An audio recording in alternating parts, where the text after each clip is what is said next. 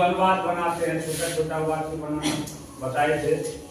वह जाता है, मैं जाता हूँ, तुम जाते हो, ये सब हम जब पाठ पढ़ा रहे थे तो सबको बताए थे।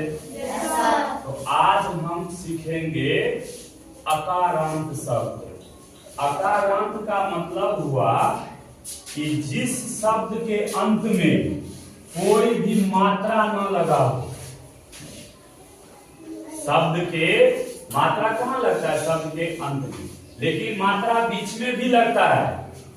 शब्द अक्षर के बीच में भी मात्रा लगता है, लेकिन हमको अंत वाला मात्रा देखना है कि शब्द के अंत में कौन सी मात्रा है, इसको देखना है। इसमें कोई मात्रा नहीं लगी है।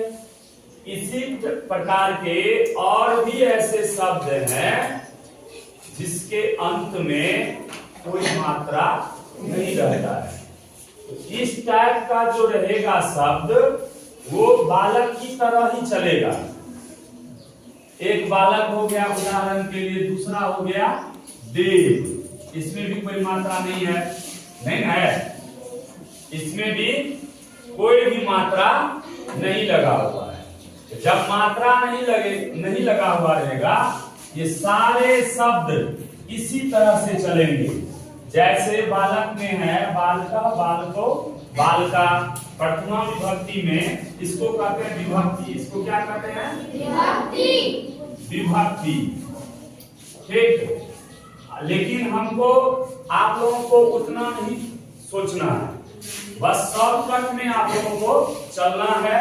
जब आप आगे की क्लास में चले जाएंगे तब आपको विभक्ति वगैरह पे पूरा ध्यान देना होगा। जैसे 9वीं 10वीं जब जाइएगा तो विभक्ति पे ध्यान देना होगा। विभक्ति से प्रश्न पूछा जाता है परीक्षा में। बालक अत्र पश्यति, फलाने। समझ रहे बात को? तो अभी हम अभी शॉर्टकट में हम पढ़ेंगे और उतना ही पढ़ेंगे जिससे छोटा छोटा वाक्य संस्कृत में अनुवाद कर ले। समझ रहे बात को? अब देखो, जैसे बालका, बालको, बालका है, ठीक वैसे ही देवः, देवो, देवा, देवः, देवो, देवा। अच्छा, इसमें से कोई सब अपना अपना नाम बताओ। जैसे महावीर है, महावीर है, महावीर लिखेंगे तो अंत में कोई भी मात्रा नहीं है, र में कोई भी मात्रा नहीं लगा हुआ है।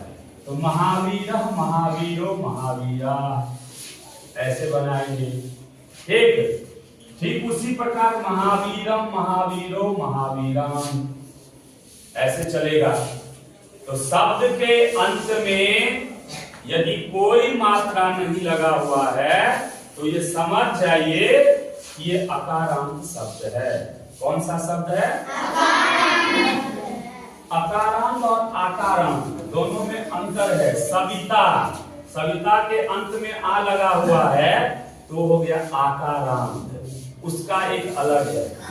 अच्छा, शब्द दो है, एक होता है पुल्लिंग, एक होता है स्त्रीलिंग, एक होता है नपुंसकलिंग। तीन हो गए। तीन विभागों में विभक्त है, पुल्लिंग, स्त्रीलिंग और नपुंसकलिंग। तीन लिंगों में एक विभक्त होता है शब्द संस्कृत में। कौन कौन? पुल्लिंग, स्त्रीलिंग, नपुंसकलिंग। स्त्रीवाची शब्द जितने भी होंगे सब स्त्रीलिंग होंगे, और पुरुषवाची शब्द जितने भी होंगे सब पुरुष होंगे। और निर्जीव वस्तु जैसे फल हो गया, ये फल सब हो गया नपुंसकलिंग में चला जाएगा, तो वो नपुंसकलिंग में रहेगा। समझ रहे ना? लेकिन हमको अभी पुल्लिंग पे ध्यान देना है। तो बालका, बालको, बालका। बालका मतलब हो गया एक बालक। बालका मतलब एक बालक। बालका, बालक ने। इस बालका का मतलब हुआ, हिंदी हो गया बालक ने। क्या हो गया? बालक ने या लड़का ने। ठीक, दो बालक ने। बालको मतलब दो बालक ने, और बालका मतलब अनेक बालक। ठीक, अनेक बालकों ने ये काम किया।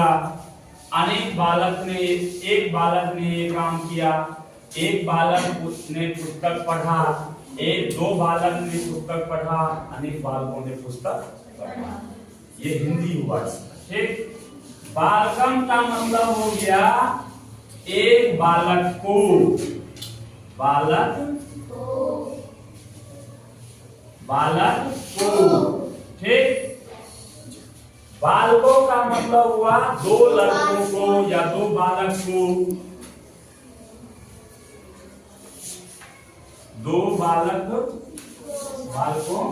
को। और बालकान मतलब हो गया अनेक बालकों को। क्या हो गया? अनेक बालकों को, ठीक। अब बालकेन मतलब हो गया लड़कों से या बालकों से, ठीक।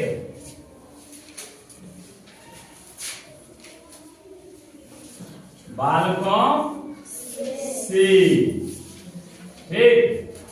अब बाल का ध्यान दो बालकों से,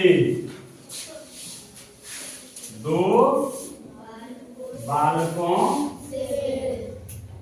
से।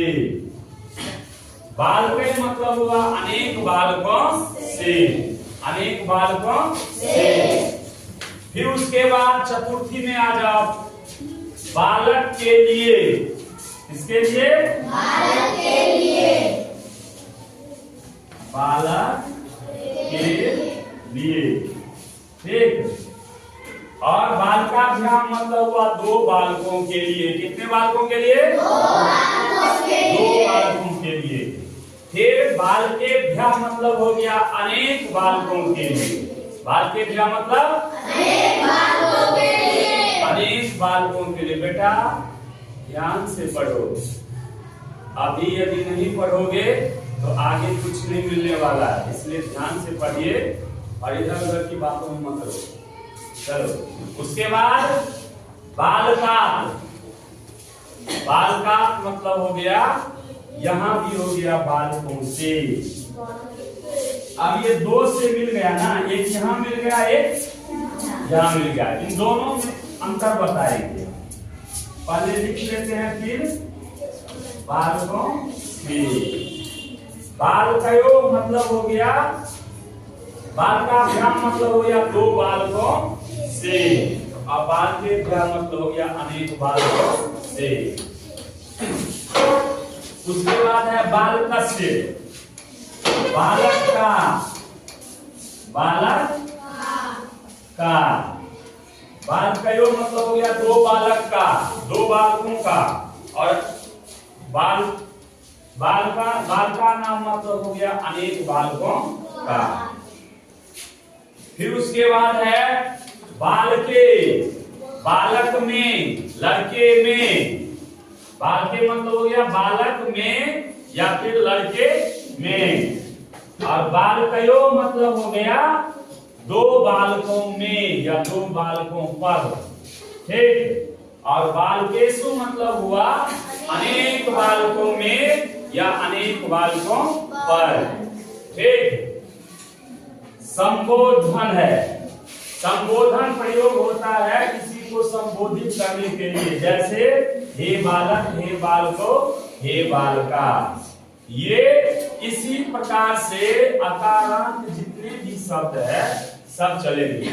ये चीज तो आपके किताबों में पहले से है ना? इसको लिखना नहीं है, इसको अभी कॉपी पे लिखना नहीं है। किताब सब खोल के रखे हुए हैं, सबका किताब खुला हुआ रहना चाहिए। हम यहां से मिटा रहे हैं ताकि और आगे बताएंगे।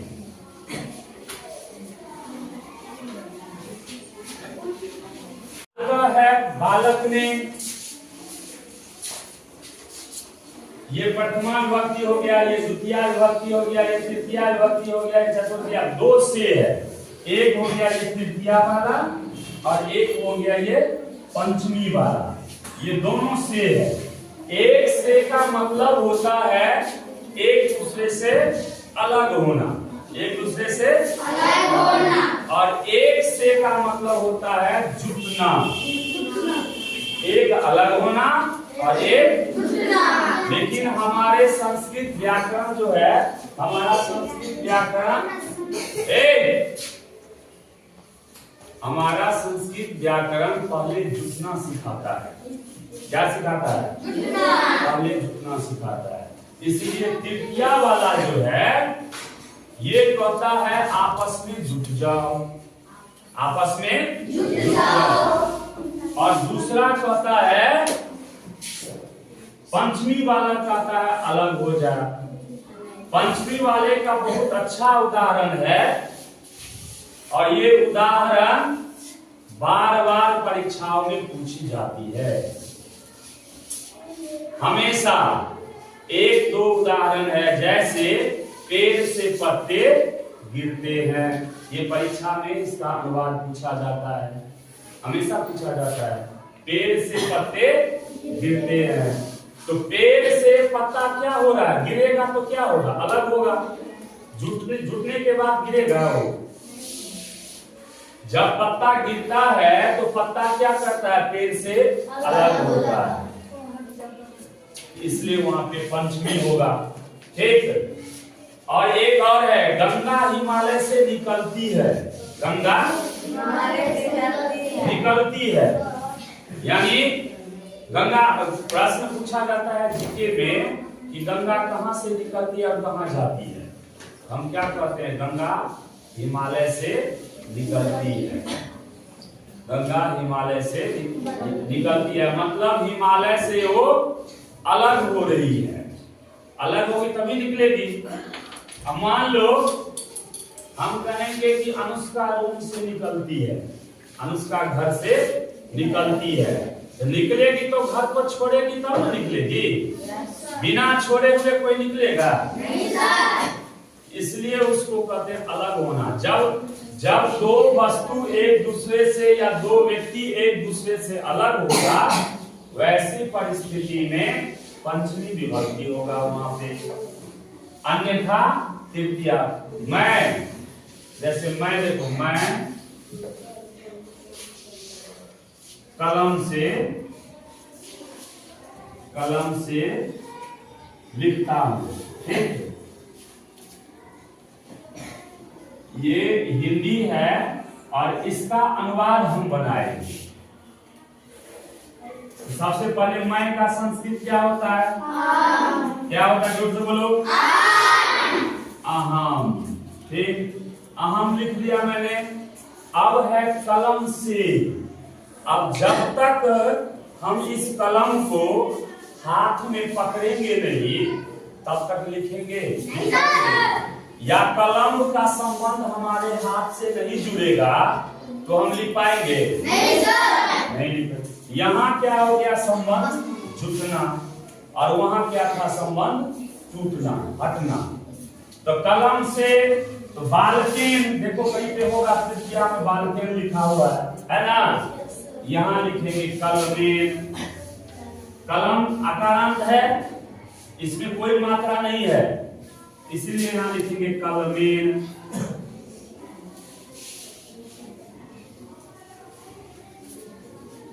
अब है यहाँ पे एक अतिरिक्त सह जुटाएगा। सह, कलमेन सह लिखामी। क्या होगा? लिखामी। अहम कलमेन सह लिखामी। मैं कलम से लिखता हूँ। इसका संस्कृत हो गया अहम कलमेन सह लिखामी। अहम कलमेन सह लिखामी। ठीक, दोनों से का अंतर समझ में आया? तृतीया वाला से क्या करता है? जुट जाओ। क्या करता है? जुट जाओ, आपस में एक दूसरे से संबंध जोड़ना। और पंचमी वाला से क्या करता है? एक दूसरे से अलग होना। एक दूसरे से दोनों से का अंतर समझ गए? चलिए, अब जैसे देखो, अब फिर बारी बारी से हम प्रत्येक विभक्ति का उदाहरण लेंगे।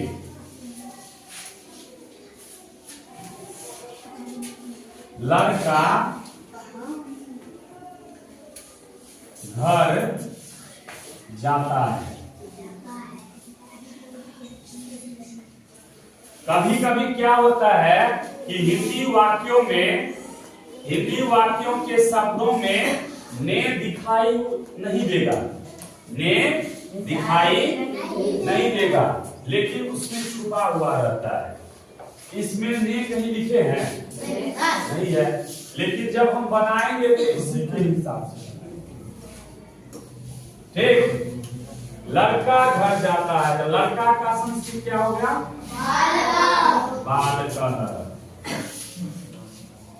बालकः। अब घर जाता है, घर में भी लगेगा, यहाँ पे को लिखा हुआ नहीं जाता है। कहीं भी हम ये नहीं लिखते हैं कि वह घर को जाता है, तुम घर को जाते हो, ऐसा कहीं लिखते हैं? नहीं लिखते। लेकिन अर्थ लगता है, उसका अर्थ पता चलता है। घर को कहाँ जाएगा? तो घर को जाएगा। घर को तो देखो बालक को है ना, तो बालक के जगह पे गृह रख दो, घर का संस्कृत होता है गृह, और गृह का क्या हो गया? बालक का बालकम हुआ, तो गृह का गृहम, गृह का गृहम, यहाँ लिखेंगे गृहम। ठीक, फिर से समझ लो, जैसे बालक को लिखा हुआ है वैसे ही समझो यहाँ पे लिखा हुआ है घर को। समझ रहे बात को? कहाँ जाता है? घर को जाता है। तो को हम लिखते नहीं है, लेकिन मन ही मन पता चलता है कि यहाँ को लगेगा। तो बालक को, तो घर को, तो बालक को का संस्कृत हो गया बालकम, उसी प्रकार घर को का संस्कृत हो जाएगा गृहम। तो बालकः गृहम जाता है का संस्कृत सबको मालूम है, क्या होगा? गच्छति। क्या होगा? गच्छति। ये हुआ एक बालक का। ये कितने बालक का हुआ? एक बालक का। अब इसी में कोई जोड़ देगा, दो बालक या लड़के घर जाता है, घर जाता है।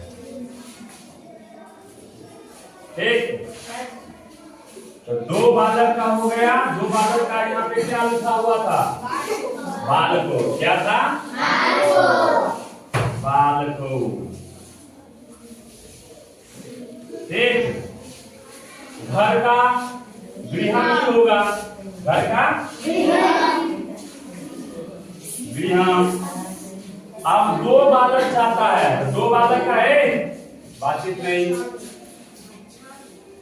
नहीं, गच्छामि क्यों होगा? दो लड़का गच्छतः। क्या होगा? गच्छतः। ठीक, अब यदि एक दो से अधिक रहेगा तो सीधा लिखा रहेगा हिंदी में, लड़के घर जाते हैं, घर जाते हैं। ठीक, यहां होगा दो से अधिक लड़के के लिए क्या होगा?